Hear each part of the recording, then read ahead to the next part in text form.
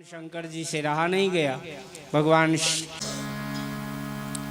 थोड़ा बहुत संतों का जो दिया है, संतों की महिमा कौन गा सकता है।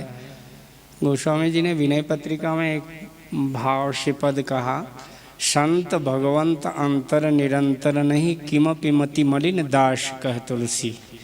और गोस्वामी जी ने रामचरितमानस में तो बहुत सुंदर बात लिखी, विधि हरिहर कवि को विद्वानी कहत साधु महिमा सकुचानी। कहत साधु महिमा। गोस्वामी जी ने कहा विधि हरिहर, ब्रह्मा विष्णु महेश और सरस्वती भी गान करने लग जाए संतों की महिमा, तो विधि हरिहर कवि को विद्वानी कहत साधु महिमा सकुचानी। तो सोमोसन कही जातन कैसे, साग बनिक मणि गुणगण जैसे। हम सब्जी बेचने वाले हीरे मोती जवाहरत पन्ना फिरोजा आदि इनके कीमत हम क्या आकलन कर सकते हैं। हमारी तो घास छीलने वाली बुद्धि है संसार की। संसार की ध्यायते विषयान पुंस संगस्ते सूप जायते हैं। और हम संतों की महिमा ऐसी बुद्धि से कैसे अवलोकन करें, कैसे तुला से तौलें। तो गोस्वामी जी ने कहा सोमोसन कही जातन कैसे, साक मणिक मणि गुणगण जैसे।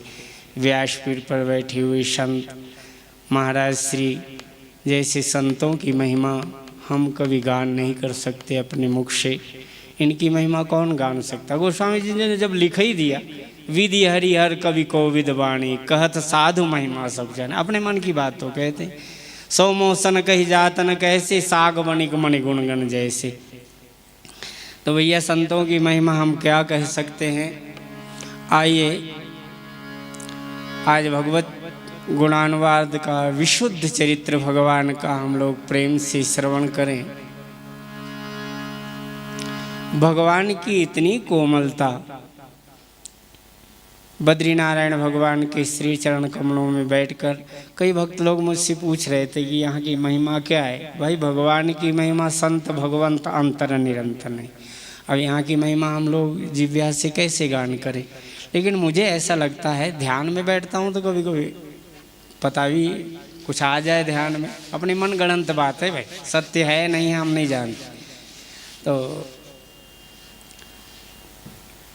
एक बार भगवान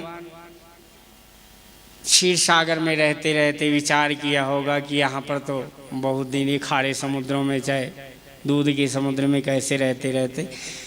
भगवान शिव जी से पूछा गया कि ठाकुर जी आपके चरण कमलों में आकर के तप किया जाए तो अच्छा है। इस खंड का नाम है केदार खंड। क्या खंड का नाम है? हरिद्वार से ऊपर केदार खंड। तो भगवान केदारेश्वर महादेव जी द्वादश ज्योतिर्लिंगों में सर्वश्रेष्ठ नाम।